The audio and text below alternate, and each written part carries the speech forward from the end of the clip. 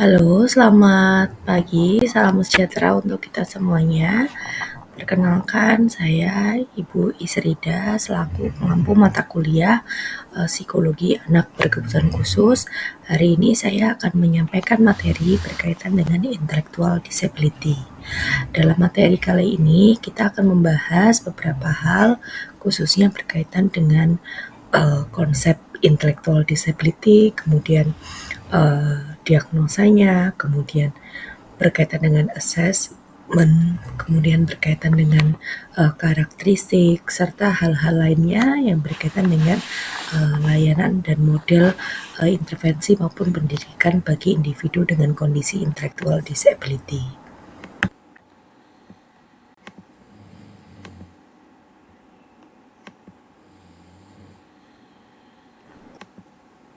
Kondisi daripada intellectual disability merupakan salah satu jenis daripada problem atau masalah yang berkaitan dengan hambatan intelektual, di mana hal tersebut akhirnya berdampak kepada hal-hal yang berkaitan dengan kemampuan individu dalam belajar, kemudian kemampuan individu dalam beradaptasi atau yang kita sebut juga dengan adaptive behavior gitu.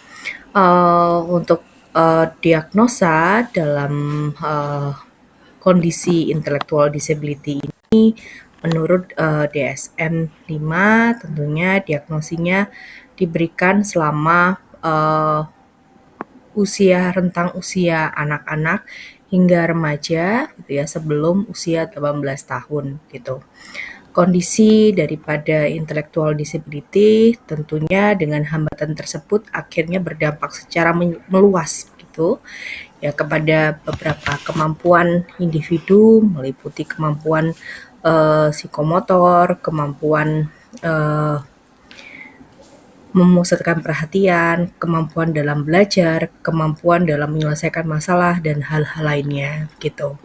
Nah, untuk keperluan diagnosa daripada intellectual disability ini ada beberapa hal yang harus kita lakukan gitu ya terkait dengan diagnosanya. Untuk assessment tentunya karena intellectual disability ini berkaitan dengan hambatan dalam konteks intelektual begitu ya, maka assessment pertama yang kita lakukan adalah assessment untuk melihat kapasitas intelektual dari individu tersebut gitu, seperti assessment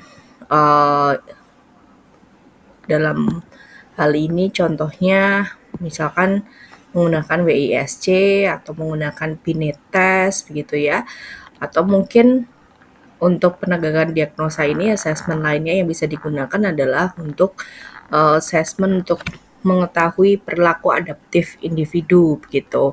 Ada beberapa tes yang digunakan, misalnya adalah Adaptive Behavior Skills VSMS atau kemudian VABS begitu. Jadi diagnosa yang diberikan pada individu dengan kondisi intellectual disability berfokus kepada bagaimana fungsi intelektual dan fungsi keterampilan adaptif yang dimiliki oleh individu tersebut.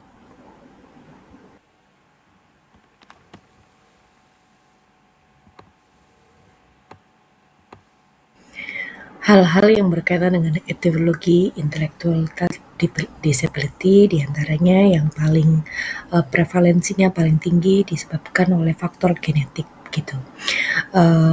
Ada beberapa kondisi-kondisi faktor genetik tertentu, misalnya kelainan kromosom maupun hal-hal lainnya itu mempengaruhi kemunculan daripada intellectual disability. Kemudian faktor lainnya yang berperan dalam kemunculan atau sebagai penyebab daripada intellectual disability adalah faktor pada saat prenatal gitu. Jadi kondisi-kondisi khusus yang dialami oleh ibu pada saat masa kehamilan, misalnya terpengaruh daripada proses kecanduan alkohol atau mungkin ada kelainan organ tertentu dalam perkembangan masa prenatal tadi mempengaruhi kemunculan ya sebagai penyebab daripada intellectual disability.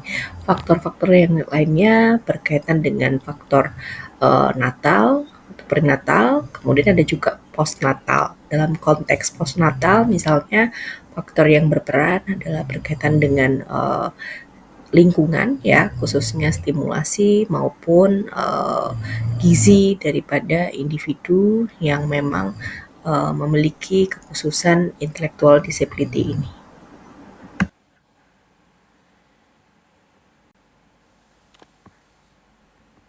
Intellectual disability terdiri dari beberapa kategori begitu ya. Ada kategori ringan, ada kategori sedang, ada juga kategori berat dan kategori sangat berat gitu. Tentunya tipe-tipe ini berkaitan dengan level intelektual, misalnya kategori ringan, intellectual disability dengan kategori ringan atau RM ringan, retardasi mental ringan, IQ-nya berada pada level 50 hingga 70 gitu. Kemudian misalkan kategori sedang, IQ levelnya 35 sampai 49. Tentunya dengan kondisi keterbatasan intelektual yang rendah ini ya berdasarkan daripada level intelektual itu akan mempengaruhi bagaimana fungsi kognitif maupun fungsi adaptif individu gitu. Semakin sangat berat tentunya kondisi tadi berdampak ke banyak area gitu. Sehingga ada beberapa yang mengkategorikan bahwa tipe-tipe intellectual disability mempengaruhi bagaimana layanan yang diberikan. Misalnya untuk kategori ringan itu bagian daripada mampu didik gitu ya, kemudian ada mampu latih dan lain sebagainya macamnya.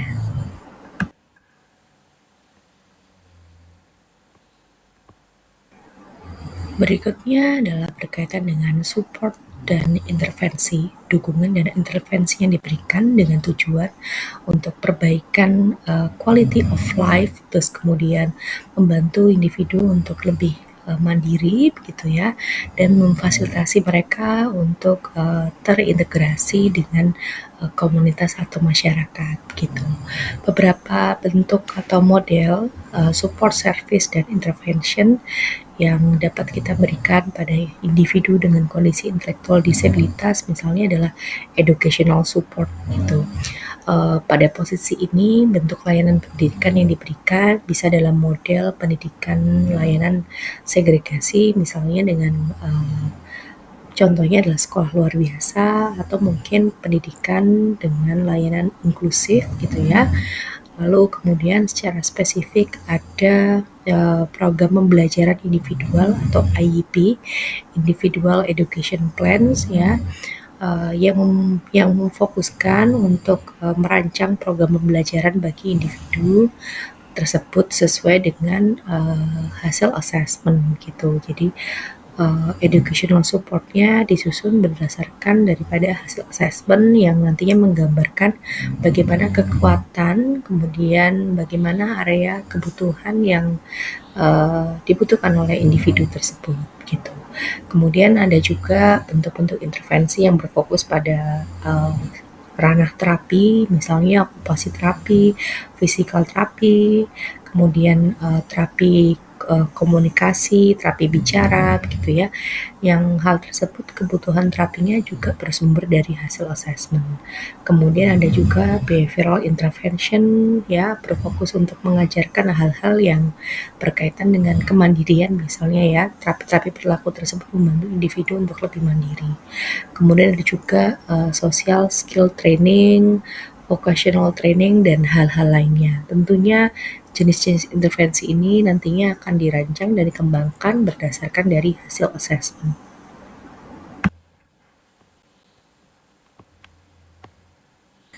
Berikut ini berkaitan dengan advokasi gitu ya, jaminan ya perlindungan bagi individu dengan intellectual disability begitu ya. Tentunya di Indonesia sendiri pastinya ada undang-undang yang menjamin pada perlindungan dan layanan bagi individu dengan kondisi kebutuhan khusus yang salah satunya adalah intellectual disability begitu. Jadi meliputi legal protection, kemudian banyak juga beberapa komunitas yang mulai mempromosikan inclusion ya, inclusive community begitu, yang nantinya bertujuan untuk memberikan pendampingan bagi individu dengan kebutuhan khusus, khususnya intellectual disability dalam segala aspek gitu. Hal-hal lainnya berkaitan dengan advokasi organization juga yang berfokus pada mempromosikan berkaitan dengan hak, kesejahteraan, dan pengembangan untuk individu-individu dengan kondisi intellectual disability gitu. Demikian teman-teman hal-hal yang bisa saya sampaikan terkait dengan materi intellectual disability. Semoga bermanfaat. Sampai jumpa pada pertemuan-pertemuan selanjutnya. Terima kasih.